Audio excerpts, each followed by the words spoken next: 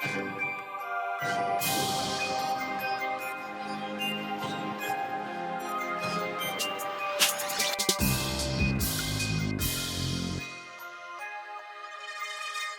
everybody, this is the man on fire, John Sablan of johnsablan.com, and I welcome you to another segment of True Faith Real Talk, where we talk about real issues through the eyes of faith.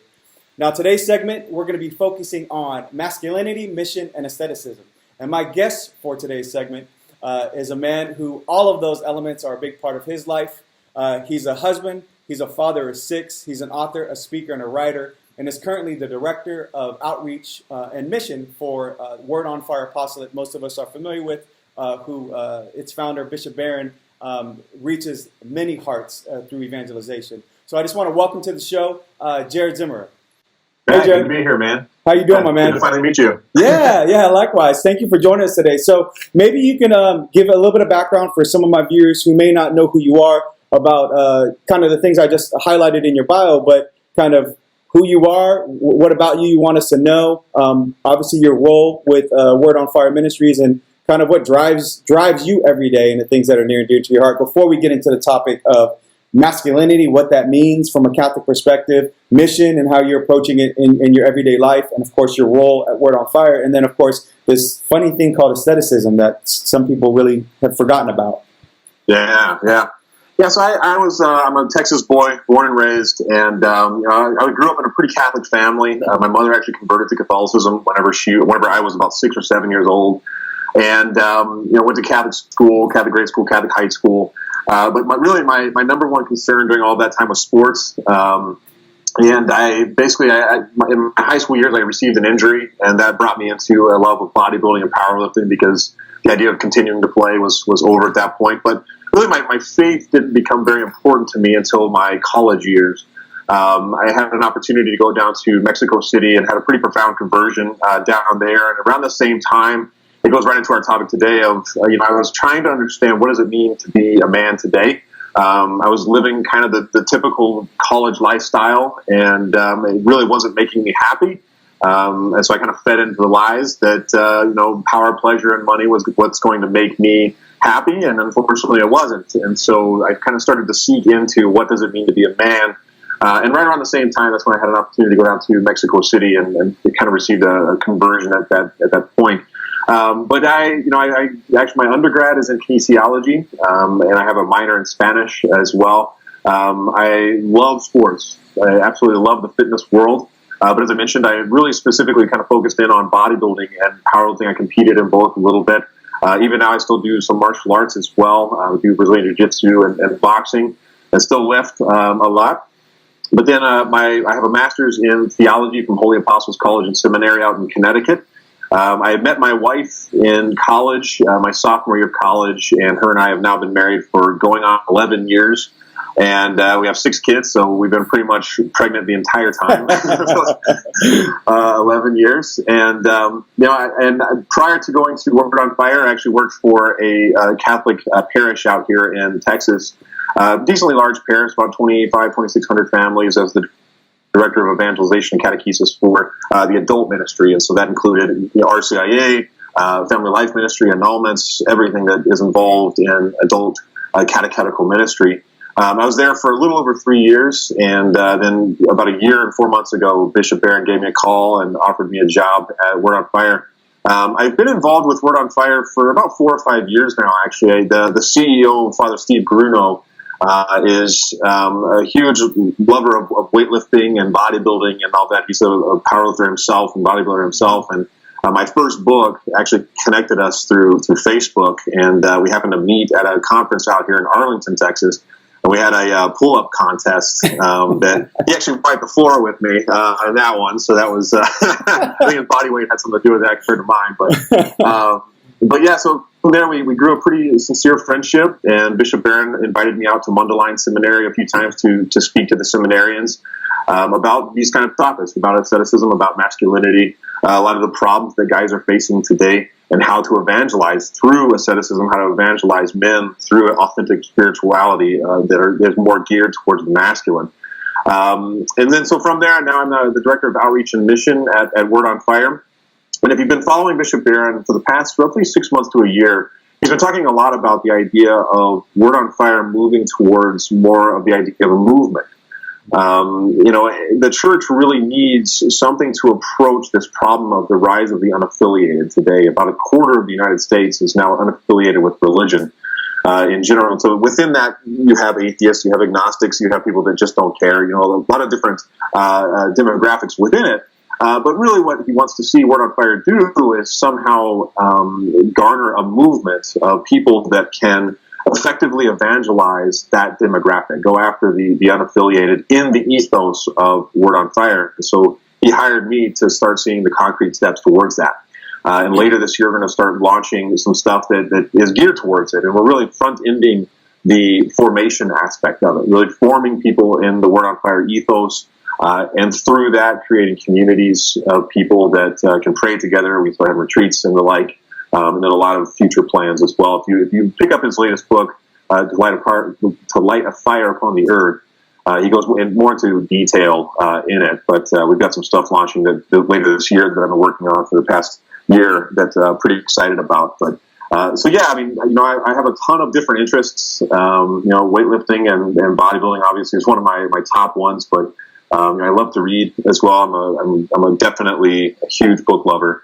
So it's really mind, body, and soul, man. Once I kind of figured that out, that whole area of balance, and I'm a huge Bruce Lee fan, right along with Saint Benedict. I love all of that stuff. And so I think that for today, people are noticing there's an imbalance in their life.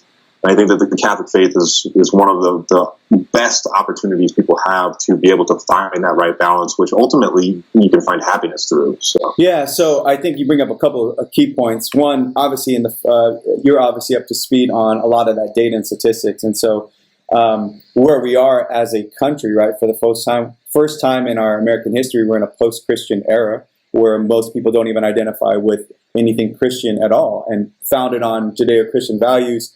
The work of Word on Fire, and we have many other apostolates that are working to try to do that. But I think Word on Fire obviously is the front runner on evangelizing such a large group of folks. So I think part of the challenge too, Jared, is this disconnect between the fully integrated or body soul composite, right? And so somehow, and this is why I was excited to have this interview with you, because I think it speaks to my heart as well, is somehow people think like you give up so much to become Catholic, right? That somehow it's all about the spiritual.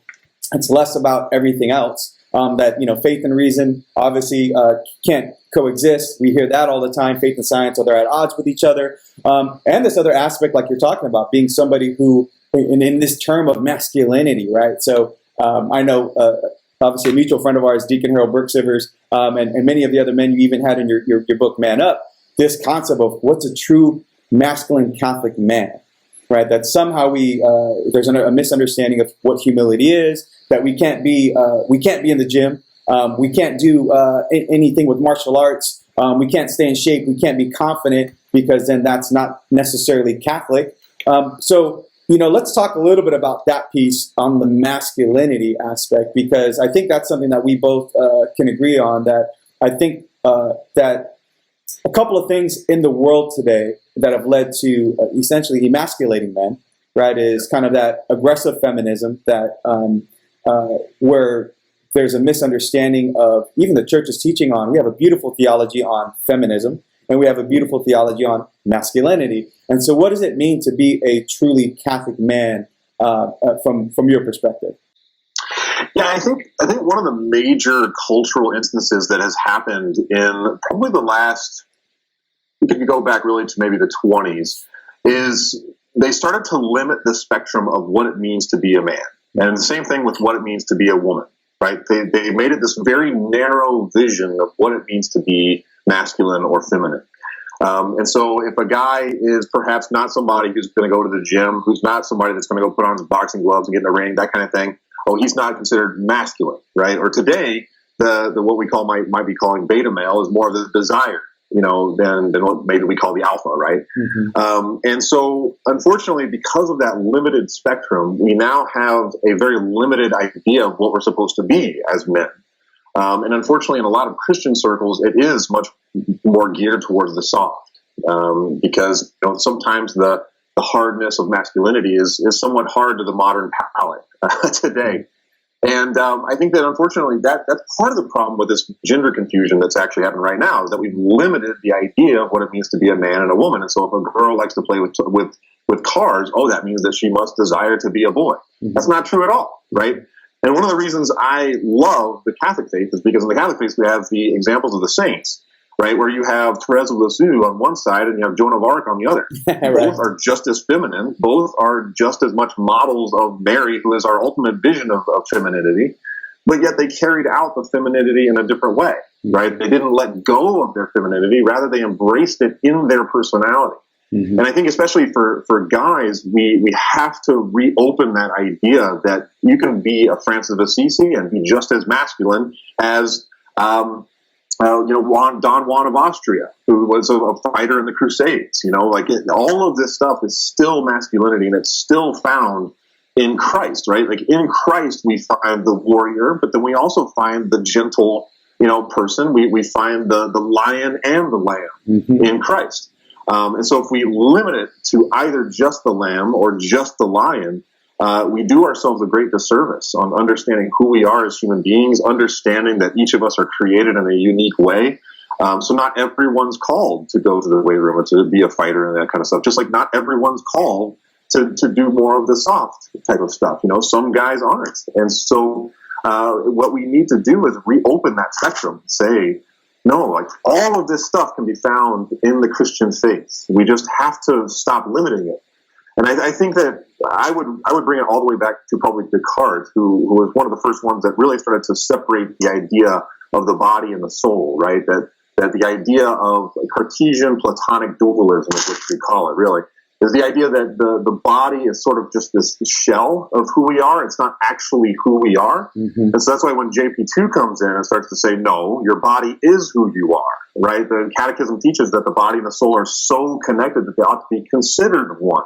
Not that they are, but that they ought to be considered one. So what you do with the soul matters to the body. What you do with the body matters to the soul. And if you're operating an idea of my body is just sort of this shell of who I am, but who I really am is interior, then you start running into these problems. So saying that, well, then I can change my body.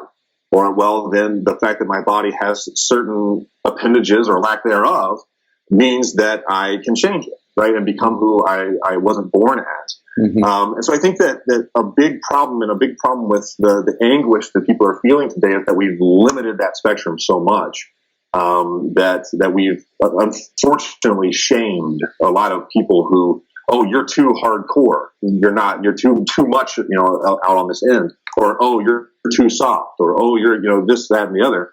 And I say that, we need a balance of all of it. We need a balance of all of it. Not, some people are called to be fighters. Some people are not. And so I think that, especially for guys today, is to allow them to embrace who they are, not to fear their testosterone. In fact, to show them how to embrace it. But then also not to be afraid of being the soft, caring person along with it. And so I think that, if we're going to change the culture, we've got to evangelize men. That's the way I see it. And I think that men are naturally leaders. And if we continue to limit that spectrum, we're going to lack a lot of leadership. So, I think, again, I would agree with everything that you said, and I think we do limit ourselves, and we've allowed the culture to kind of redefine, if you will, what it means to be truly man and what it means to be truly woman. So let's talk a little bit about your goal when it comes to that, because that whole integration, the 3 books that you wrote, you always started with the 10 Commandments, right, of working out, or is it lifting weights? Yeah, 10 Commandments. But the one that the second book that you came out with, right? Is it Man Up? Yes. Right? Is becoming the new Catholic Renaissance man. And I think that's one of the things that I know in my own work in ministry and in dealing, whether it be men, women, young adults, or youth, it's trying to light a fire for them to be fully alive, right? And so to be who God created them to be, because there's only one you, right? And so there's a unique mission in each and every one of our lives, and that needs to be lived out according to all the gifts, the charisms, the call that each of us have as faithful. So what would you say to folks who because I think it was a good point. If you just read or seen your bio and say, man, Jared's a big dude. He's into all of this. They may not feel as manly, right? And I think that's what you're trying to say, is to come back and say, no, let's recapture what really God intended for us to be as His children. That it doesn't all look the same. As the example you said, Saint Teresa of Lisieux or Joan of Arc, two very beautiful, faithful women, but lived out in a completely different way. So what would you say to some of the viewers out there that may be struggling with that call, maybe not really knowing how to even approach that, maybe that tug one way culturally, but tug differently from a spiritual perspective?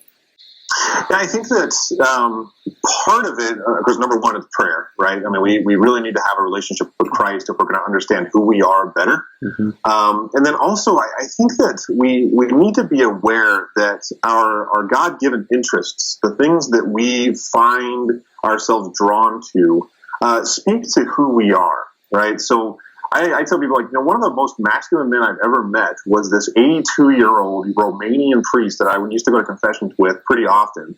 I mean, the guy was gentle, soft-spoken, barely, just kind of, walked around slowly and all this stuff. But man, the wisdom that came out of that man, and just the pure masculinity, the ability to speak truth and love, all of that stuff came from him. And I found for myself, here's this guy that lifts weights and boxes and jiu-jitsu and all this stuff. I want to be more like him, like that.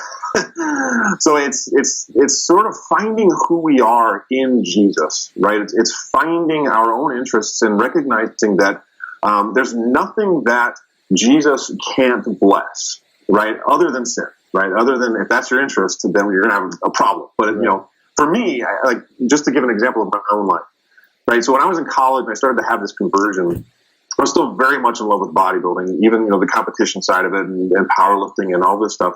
But there's some issues in it, right? There's issues in many of the cultural aspects and things that we deal with. So I had to figure out, how does this fit in my Catholic faith? Is this something that I just need to let go of and not be part of my life? So I started to research and I started to read a ton and fell in love with, the theology of the body, but then also fell in love with a lot of the Greeks and Roman philosophers who would talk a lot about, a sound mind and a sound body. And so I think that what we need to encourage people to do is to be very balanced in understanding what these cultural things are, right? So very balanced in recognizing that you're made of a mind, a body, and a soul. And all of us are called to fulfill those three things and to find a balance of the three. So the soul, obviously, is by far the most important, right? If you lose your soul, you literally lose eternity, right? And so the mind and the body, then, what we need to do is push and encourage and challenge people to embrace those two things. Push yourself mentally. Read difficult books. Find things that are difficult to understand and push yourself. Right? I remember the first time I picked up Love and Responsibility, this was before I had any specifically philosophical or theological education. Oh boy. I understood 5% of that book. It was really, really hard. I didn't have any philosophical language to be able to frame and context anything. But I pushed myself. I just said, no, I'm going to finish this thing because I know it's important. And after I finished it, I remember kind of this intellectual surge, this desire for more. And then the same thing happens with my body. Anytime I add 5 pounds to my bench, I want more, right? I want to keep pushing myself. I want to keep going. So what I say is find what interests you and push yourself in your mind, your body, and your soul.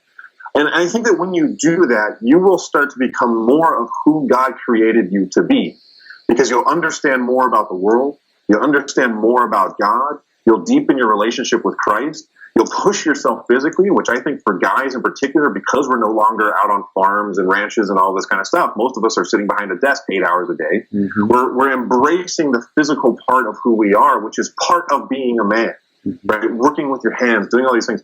You don't have to be a weightlifter. You can be a swimmer. You can be a biker. You can be a sculptor. You can do all these things, but do something with your body. Mm-hmm. And I think that when the mind, the body, and the soul are fully challenged and pushed, you start to understand your interests. You start to understand who you are in God's creation. And I think that for guys in particular, if they're not being challenged, they automatically become, couch potatoes. Like that's just kind of, it's a natural thing. I think particularly in guys, whenever they're not challenged, they become weak. Right. And so if they are really going to want to, embrace their masculinity in whatever way they are, whatever personality they are, those three things are fundamental to really anyone. Yeah. No, I think great point. I mean, we can all be tempted to be to sloth and to be lazy, especially from a spiritual perspective. I think we're probably less inclined for the other aspects of our life, really on the physical and the mental side, right? I mean, we all have been accustomed to going to school, getting an education, wanting to be fit, playing sports. And so we're willing to discipline ourselves when it comes to that. But when it comes to the faith walk, which is the most important, right? Your soul, your salvation, we'll get to it whenever we can. And so that brings me kind of to the next point, because I want to end with mission, because I think that'll be a good end to the segment. But let's talk about asceticism. You did your thesis on that. And what is that for those who may not be familiar with it? And then why is that of interest to you? And what role does it play in your life and perhaps the lives of other people you speak to? Yeah, unfortunately, the word asceticism has become pretty foreign in a lot of Catholic minds. And that's really sad because we have such a long history of ascetics, and some who did some pretty incredible things. I mean, people who, they wore the hair shirts, they lived in the desert, they, ate grasshoppers and crickets or whatever just to survive, all these things that are pretty intense, things that the vast majority of us today wouldn't be able to do. But the idea of asceticism, the church actually teaches in the catechism that without self-mortification, which is pretty much what asceticism is, there is no holiness, right? So unless you're able to mortify the senses, you're able to mortify the body, you cannot grow in holiness. So that's why we have Lent, right? Like that's why Advent is supposed to be a time of asceticism as well, although most of the time it's filled with the opposite. But it gives us a time of year to recognize that we need to discipline ourselves.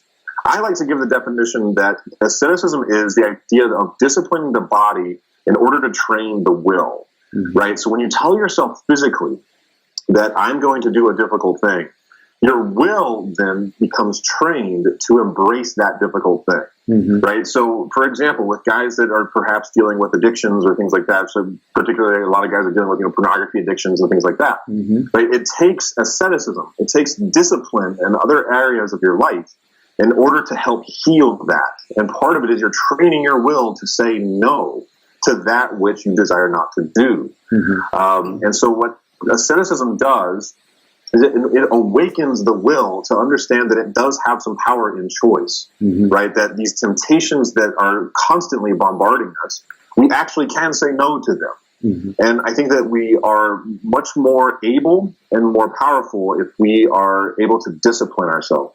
Now, I don't want to say that just the body is part of asceticism, right? Thomas Merton, who I actually wrote a lot of my thesis about his perspective of asceticism, he would say that actually the idea of silence alone can be ascetic, especially in the modern world. I mean, I just challenge anybody listening, go sit for 5 to 10 minutes alone in pure silence and try to calm the mind. Good luck. Right. It's tough, man. Like we've got 100,000 things going on in our mind at any given time, and we're constantly in contact with people. We constantly are getting text messages, emails, Facebook notifications, all this type of stuff. So to be able to actually sit in a room for 5 to 10 minutes alone without allowing your mind to just go everywhere, it's really hard. And Merton actually would say that's step number 1 in asceticism, is being able to just be. And that's really hard. But then also the idea of seeking truth, right? So when you seek truth and you come to find things are true, then you have to change your life according to that truth, right? So for an example, in the Catholic Church, right, we believe that contraception is illicit, right? So once you come to that truth, you have to change your life according to it. And that can become very difficult, especially for a couple that perhaps has been using it for a while. A married couple that's been using it for a while, and they have to change their lifestyle because of it. Right? Like that's an ascetic thing, and it helps us change. It helps us to form our souls and our bodies and our minds around truth. But what it is ultimately is you're disciplining the body in order to train the will, right? So I think that particularly today, in large part I wrote about this in my thesis as well, is that people desire this stuff. Like people, there's a guy that I love, Jocko Willink. He's an ex-Navy SEAL. He's got this one of the most popular podcasts on iTunes. And the entire ethos, the entire motto that he runs on is discipline equals freedom, right? And he has got literally millions of people listening to this guy who is constantly challenging people to get up at 4:30 in the morning, go hit the weights, go do something difficult, go get a sledgehammer and take down a wall, like do difficult things. And people love it, right? And sadly, a lot of times within Christian circles, we tend to do the opposite. We accommodate, right? We tell people it's okay, just do the easy thing. Mm-hmm. And I say that no, people desire difficulty in their life. They desire challenge in their life. I mean, another guy that I actually talked about in my pieces as well is Bruce Lee. You know, this guy that came from the other side of the world and introduced an entirely different idea of asceticism into the world. And it's about discipline. It's about personal discipline and discipline in our relationships, discipline in the way we think. That all comes from, I believe, a sincere Catholic modality of life. If you go back through the ages, we have got such a beautiful history of people who were challenging people to do the difficult thing in mind, body, and soul. And I think that we have to be aware of that. And I think that if we start to really want to evangelize people, this is a very serious route of access into the minds and hearts of people who are desiring the good life and recognizing that discipline actually is the good life. You know? Right. No, I think it's such a great point too, Jared, because I think, you know, what's attractive to people, right, isn't necessarily blending in or going along to get along, right? I think that's the norm because that's where people are in our culture today. But it's kind of like, well, what's different about this person, right, that they can say no to what everybody else is saying yes to? And, you know, discipline saying, well, no, I'm not because I'm Catholic. You know, I'm not going to partake in this situation. It's like, well, what is it about, you know, this lifestyle, this faith that has transformed your mind, your body, your soul to a point where you can actually say no to the things that everybody else is saying yes to because you're denying. And some of this stuff could be good, right? You're denying a good for a higher good, right? And so this is the part where you're talking about the training of the will. And it's amazing you use somebody like that who's challenging and pushing people to do some crazy things, right? But people want to be challenged and they aspire to that. They're like, man, if I could be that guy, you know. I think about our own lives in that way. I think about, you know, the bodybuilding thing where you're saying it's not necessarily about what the culture is telling you about that. It's about striving to meet a certain expectation, a standard that goes beyond you. Right, that there's so much, there's a virtue, there's a holiness, there's grace, if we think about it from a sacramental perspective, that there's God's life living in you that's going to enable you to do supernatural things. That's hence the word supernatural, right? It gets beyond us, that the transcendent is working through us so that way we can be something that's attractive. Holiness is attractive.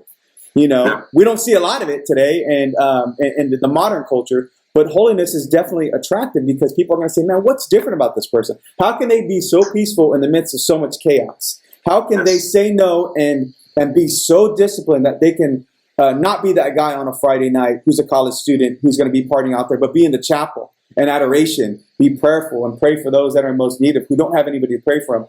These are the things where it's going to be like, man, something's different. And it is freedom because it's freedom to choose the good, right? Freedom to choose love.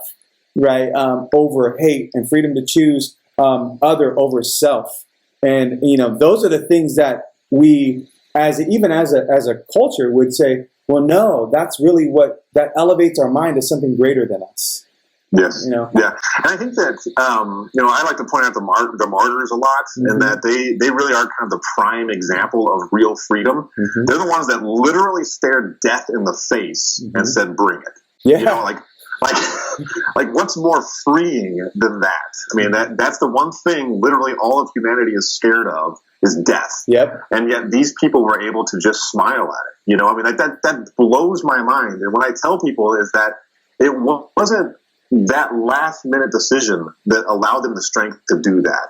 It was years of embracing a relationship with Christ, you know, fasting, doing these things that were difficult so that when the time came, they had the strength to just say yes, to embrace that moment. And it was a moment of love, because of who they loved, ultimately being Christ. Right. They were able to say yes to some of the worst tortures mankind can ever come up with. But yet they did it with smiles. There was Christians in the Colosseum that were singing. That to me is so different in what the world offers today. That's freedom, and ultimately that's what we desire. No, it's good. I think we come along the same lines. I love the lives of the saints. I love focusing on the martyrs, whether you're talking about Saint Ignatius or Saint Felicity or Saint Polycarp in the early church versus even the Coptic Christians we just experienced in 2015, where they were facing death, and yet there was a peace about them. There was this freedom about them that says, look, I know that, this human life is temporal, and I'm focused on the eternal life. And I think there's something to be said for all of us, going back to a point you talked about, this encounter with truth, and for us being an encounter with He who is truth, Jesus Christ. And, when people are faced with that, and I think the challenge with today's world is this indifference, or just kind of this meh, as Bishop Barron would say, kind of culture mentality where most people don't want to encounter truth, because then you're forced to make a decision, right? That when you do encounter something like contraception, or you do encounter with, hey man, the way you're living is not good for you, well, then you have to do something with that, right? And so either you're going to totally spew venom at it and curse it, you're going to feel convicted and want to change your life and start that whole metanoia process, or you're going to be like completely indifferent, like I don't even care, right? And that to me is kind of the most evil response, the most sad response, because you've had an encounter with truth and you were not even impacted with it, and are not affected by it at all, and it doesn't even, there's no change in your life. And so I think encountering that, and asceticism, those practices, that discipline trains us to really get outside of our senses. Think about our spiritual path. We're going to all experience the dark night of the senses, and then that dark night of the soul. So if we're only going to Mass when it feels good or when life's good, what's going to say when we're not, when life's not good? Or and the exact opposite, when you're only going to Mass or only praying to God when you're experiencing tragedy in your life. So if it's only at your lowest point and also at your highest point, what happens when you experience that difficulty in silence, or it doesn't feel good? Now we will probably be more accustomed to it if we're hitting a goal mentally or physically, but spiritually is where it actually counts, right? It's because sin's in the will, just like holiness is in the will. That desire to punch through even when I physically don't feel like I'm capable. And this is why the sacraments come into play. So let's move to the last topic, Jared, about mission, because that's your very job today is outreach and mission. And what does that actually mean, especially with us as Catholics? You think about what Pope Francis, has charged us with as being missionary disciples, and a lot of people use these buzzwords, and a lot of people use it as, oh yeah, I'm a missionary disciple, mission. But what does that actually mean in the world you live today? Yeah, I go back to the fact that the church states that the church exists to evangelize. That's the entire point of its existence, is to share Jesus Christ with the world. Now, I think that a few things have happened culturally that we have to be aware of. We are now at a 25% rate of unaffiliated, so people who no longer attach themselves to any religion whatsoever. And within that demographic, you have atheists, agnostics, and the meh, the spiritually indifferent or religiously indifferent. And so I think that what we need to be very aware of is that so when we come into a relationship with Jesus, at that moment, we are called to share that relationship. If you're not sharing that relationship, then the relationship isn't ultimately there. That's my challenge to people. It's like, if you're not talking to people about Jesus, then do you really know him? Mm-hmm. Like, do you really? Because when you think about it like this, right? Bishop Barron has said this as well. When you go to, say, the Sistine Chapel, right? You go to the Sistine Chapel, you see this thing. What's the first thing you want to do? We're going to go grab your best friend and say, look at this. Mm-hmm. Like, isn't this just absolutely incredible? Mm-hmm. And so if we've got that sincere relationship with Christ, we should be able to do that. We should be able to go to people and just say, just look at this. Just look how beautiful that says, look what it's been able to do in my own life, change me in my own life. And it's actually given me happiness. Mm-hmm. Yes, there's a few things that I need to change in my life that are difficult to do, but ultimately those changes are making me more happy. Mm-hmm. And so I think that people need to be challenged today in understanding our modern culture and how to evangelize. And in large part, that's what we're doing at Word on Fire. What we're going to be launching later this year is teaching people how to evangelize effectively in a modern culture where there is a lot of religiously indifferent, where there is a lot of staunch atheists, where there is a lot of people who don't see a big difference between Catholicism and any of the Protestant denominations, right? To be able to approach those problems in a way that's attractive to people. Like, we don't need to be Bible leaders. We don't need to be people going out telling people they're going to hell. Rather we can be people inviting them into a relationship, inviting them into an encounter with Christ. And particularly at Word on Fire, our big ethos is to use culture to do so. So using movies and music and books, but then also to use things like the gym. To use things like the fact that, say you're a lawyer, well, you're at, an office with other lawyers, like use that route of access to start talking to people about this stuff. Yeah.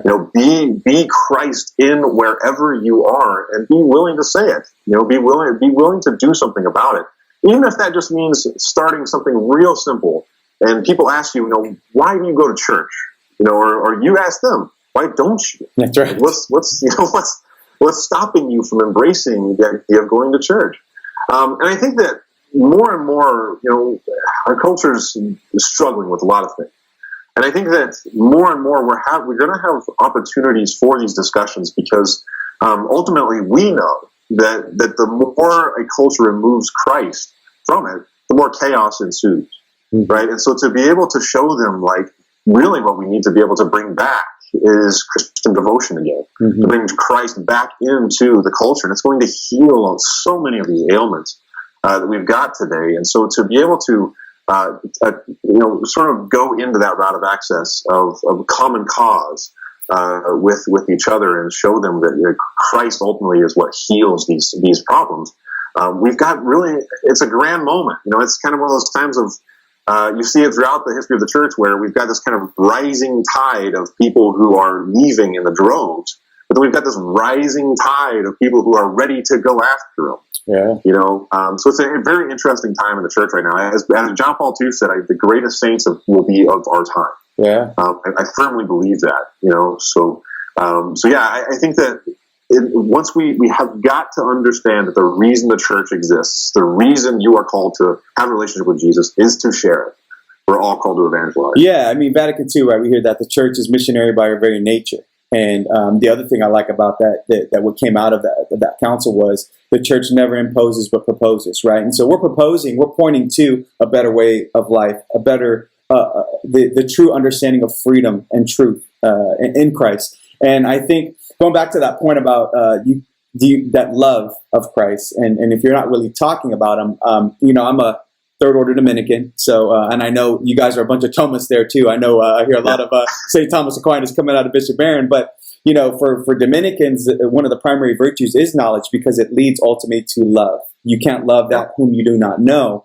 And for us, I think approaching people in that way is very good because it's really helping people to understand it where they are, of course, but always bringing them to something greater and that greater truth and a greater knowledge of that truth. Because it's like the classical, the philosophical understanding of an argument, right? That the ultimate end of an argument is truth, right? Yeah. And that we're all trying to come to that. So if you're seeking it with a humble heart and openness, then it's ultimately we know as Catholics, we're going to say, we know what we have at the banquet. We know what we're inviting you to. And so it's that invitation.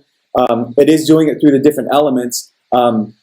Not in a way that necessarily condones everything that we encounter in culture, but says, what you're getting here, really what your heart is yearning for is here, and kind of pointing them. And then I think the other thing I heard you say too is that dialogue, and I think we need to ask more questions than give answers at this point when we talk about being missionary, right? Saying, well, what is it really that you're looking for? You talk about the 25% of the non-affiliated, the nuns. Why is that? We've had obviously several generations, 40 to 50 years of just bad catechesis, lack of evangelization. We keep hearing that, but okay, well, what are we going to do to fill in the gaps? Because I think we all, we don't get to choose the age that we're born in. We were born in this age for a reason. And so, this exhortation to our brothers and sisters out there to say, look, God, you were born in the now for a reason, that the time is now. It's very comfortable. It's very convenient to kind of dust off the book on the shelf, and read about the saints, to read about some of these early martyrs, and to read about some of these early evangelists, the St. Dominics of the world, St. Francis of the world. But there's a chapter in God's story for you and I to write, and for those out there to go out there and really show Christ to the world, and realize, and not lose all of a sudden, again, that somehow there's a trade-off, that once you become Catholic or once you become a disciple, that you lose your swag, or you lose your cool, or you lose your smarts, or you lose whatever it is that you're struggling with, but actually it becomes more into its fullness, if you will. Yeah.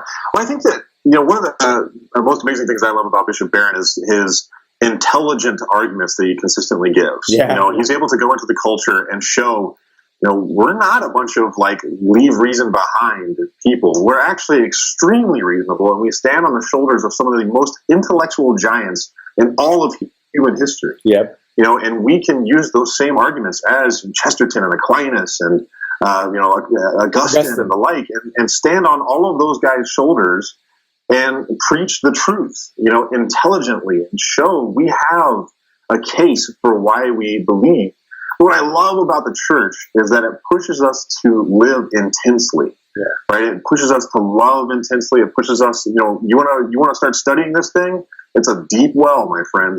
Yeah. Keep going. Go deeper, right? You want to lift weights? Lift weights, man. Go lift them hard. You want to be a martial artist? Go be a great martial artist. You want to be a lawyer? Go be the best possible lawyer you can be. It's not about, relinquishing the human aspect. It's actually about building it up. Yeah. And I think that the example of Mary in particular is an unbelievable example of what God desires for us. It's elevating the human mystery. It's making us this incredible thing. And the church pushes that. And I think that in terms of mission and evangelization and all of that, we have got to tell people of that intense life that really the church offers. While these things might be bright and shiny and be very attractive, they're not ultimately going to make you happy. Mm-hmm. And so, in the words of Augustine, your restless heart is seeking something elsewhere. And in this place, we're able to embrace the things that are beautiful in a much deeper and more profound way.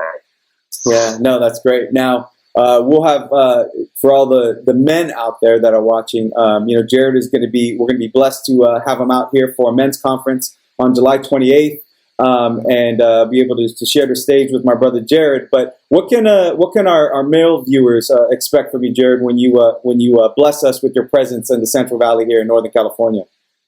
Yeah, in large part, I'm going to talk about some of the cultural things that we're dealing with as men. There's some of the really harrowing statistics of fatherless homes and the like that many of them have probably seen. I want to go to really the foundation of a lot of that and talk about how we can attack those things, how we can change it by living our own lives in a certain way. But then I also want to talk about, the mind, body, and soul balance, man. Really push people to better understand what that means, to better understand how they can go after it, and ultimately to live an intensely fierce life in Jesus.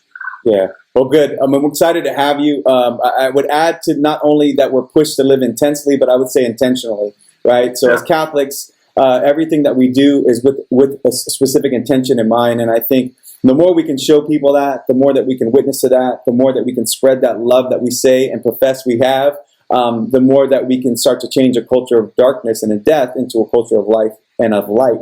So, Jared, how can people get a hold of you, find you on social media? What are the things that are cooking there that we can kind of point our viewers to?